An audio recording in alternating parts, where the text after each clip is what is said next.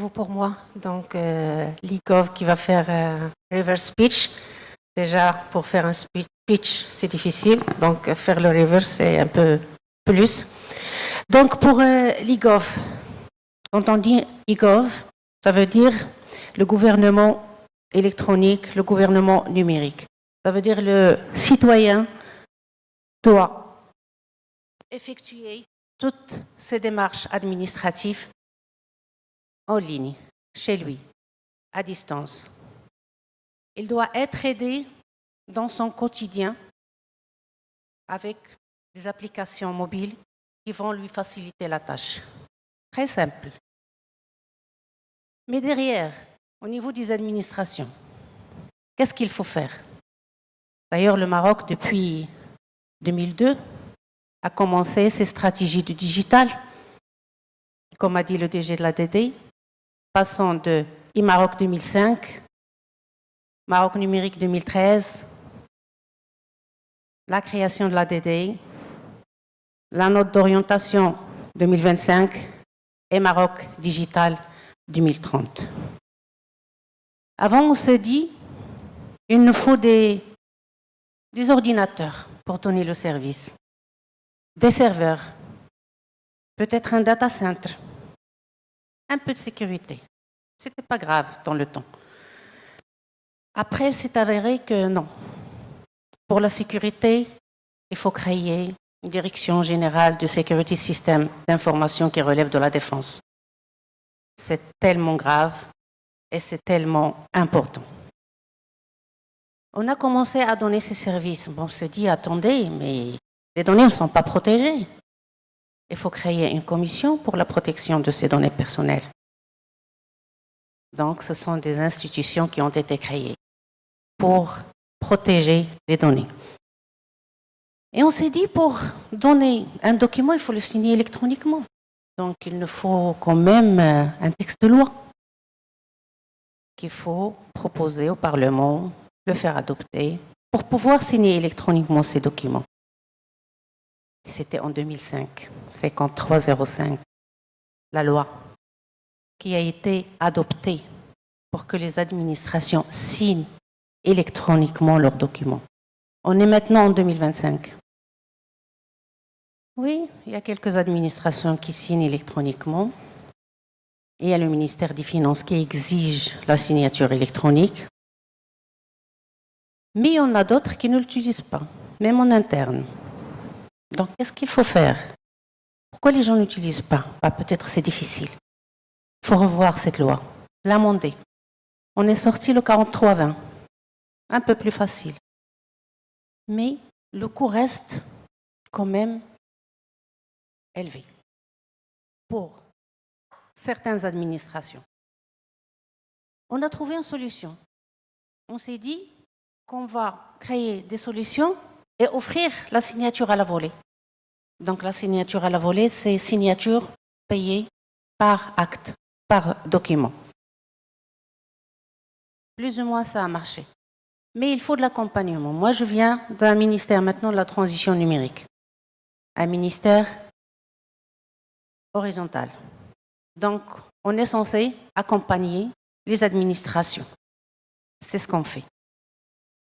Et on a commencé cet accompagnement depuis que le ministère était ministère de la réforme de l'administration, dans la simplification des procédures et dans la réingénierie de ces procédures.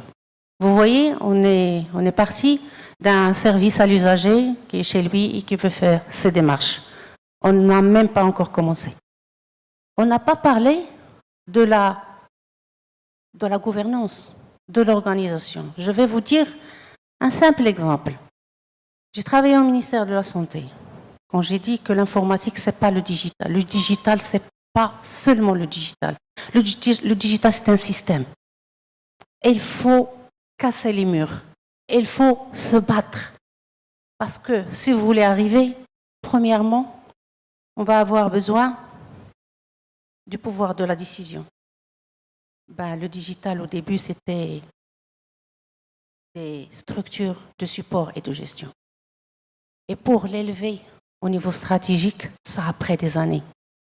Et même au niveau stratégique, au ministère, c'est le métier qui prime. Le digital vient après. Ce n'est pas l'inverse. Alors que c'est l'inverse qu'il faut faire. Parce que le monsieur du Côte d'Ivoire qui a parlé de casier judiciaire. Au Maroc aussi, on a le casier judiciaire digitalisé. Mais pour le faire, il fallait revoir l'organisation du tribunal. Donc, changer l'organigramme. Parce qu'il y a des documents qui doivent être digitalisés. Et personne ne s'occupe de ces documents actifs. Il n'y a pas une structure ou un service qui s'occupe de ces dossiers. Chacun fait son métier. L'organisation, elle était qu'elle a été depuis des années. Elle n'a pas changé. Oui, on a, au lieu d'avoir un service informatique, on a une direction système d'information et après, on a maintenant des directions de la transformation digitale. C'est bien. Mais en parallèle, il y a la data. Madame Saloua, tout à l'heure, elle a parlé de la data et l'accès à la data. Qui est responsable de la data au ministère? Personne. On a la commission de la donnée, personnel qui va faire la classification de la data. Il y a eu la directive des SSI, la loi de la cybersécurité qui parle de la classification de l'information. Et on demande aux administrations de le faire. Mais qui va le faire? Est-ce que le point focal désigné va pouvoir aller chez le directeur métier ou chez le DG pour lui dire « Donne-moi vos données, je dois les classer ». Ben, qui es-tu? Pourquoi tu me parles ainsi? Ça ne fait pas partie de tes attributions. Donc il faut revoir les organigrammes de toutes les administrations par une circulaire ou par un texte pour dire les administrations doivent revoir leur organigramme pour qu'ils soient orientés data et qui ciblent les usagers. Ça, je le dis, mais ce n'est pas encore fait. On va le faire. On a parlé des startups et de l'innovation. Il y a un décret de marché public, dernièrement, qui a donné cette ouverture aux startups. Mais il faut le travailler sérieusement.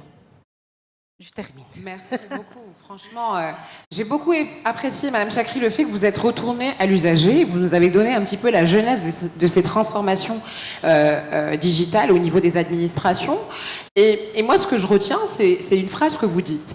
Vous dites qu'il ne faut pas penser la digitalisation au niveau administratif en se disant on a besoin de digitaliser, mais il faut repenser l'administration dans le prisme de la digitalisation. Et vous avez complètement raison.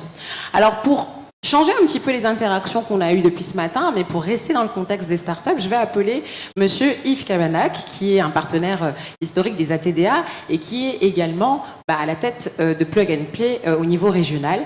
Et on va lui demander à lui de finalement vous interroger au nom de toutes ces startups qui l'accompagnent sur la façon dont elles peuvent accompagner et répondre à vos défis.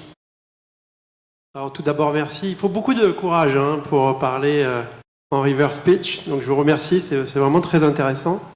Et puis vous êtes sur un sujet qui est absolument essentiel et le message il va presque plus aux startups qu'à vous, c'est le change management, l'adoption, le changement. C'est quelque chose que les startups oublient souvent. Quand elles approchent les administrations, les institutions, elles ne comprennent pas qu'il y a beaucoup de process qui sont établis. Elles arrivent à des technologies qui sont très pertinentes, mais le changement et la gestion du changement, elle est aussi importante que la technologie. Et donc, il faut pouvoir apporter et expliquer aux startups aujourd'hui, c'est ce qu'on fait tous les jours. Quand vous abordez les institutions, comprenez d'abord la complexité de leurs process existants, incorporez-vous à l'intérieur de cette structure, comprenez le déroulement du process et ensuite venez avec votre solution technologique. Oui. C'est un peu le problème, c'est presque le reverse pitch. Là, c'est le reverse pitch aussi à l'envers, c'est-à-dire que c'est aux startups de faire l'effort de comprendre la complexité Effectivement. Et le change management nécessaire pour pouvoir dérouler leur technologie. Elles arrivent avec des trucs absolument fantastiques et cool, mais c'est pas suffisant. Donc d'où ma question aussi, c'est ce change management aujourd'hui. Est-ce que vous travaillez avec les startups parce qu'elles amènent aussi cette culture agile qui peut permettre à des institutions d'avancer un petit peu plus vite sur ce change? En fait, oui, Monsieur Mjaouri, ce matin, c'est la direction qui est responsable de l'accompagnement des startups et du financement.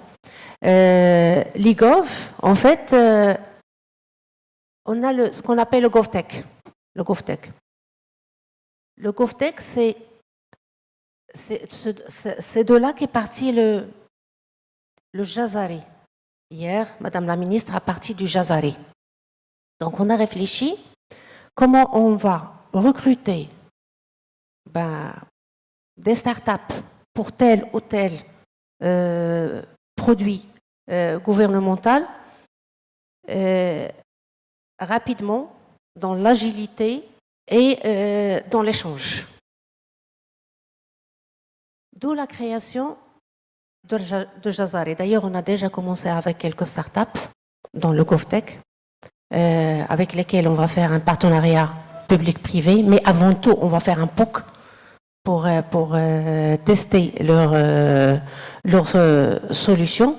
Et ce Jazari va être divisé en deux. Jazari Institute, pour tout ce qui est innovation, recherche, POC et expérimentation, et Jazari IGOV. Jazari IGOV, c'est tout ce qui est industrialisation, déploiement et accompagnement du start-up pour sa pérennité. Donc, il y a quelques Jazari qui ont été créés au niveau régional. Et dans le Jazari Institute, on a commencé ce qu'on appelle appliquer l'intelligence artificielle à son démarche administrative.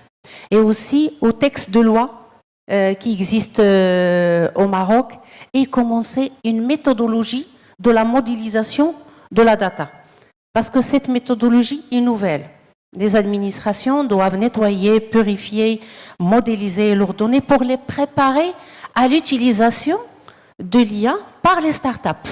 Donc déjà, on va ouvrir une donnée propre et une donnée facile. Plus on modélise, plus le coût de la solution dans le déploiement est bas. Et aussi pour les startups. Il y a une loi au Maroc, c'est l'accès à l'information, le droit d'accès à l'information. Il y a aussi la data.gov.ma. Il y a des données. Et si vous avez besoin des données, il faut les demander. Vous avez le droit aux administrations. Ils ont l'obligation de vous donner ces données.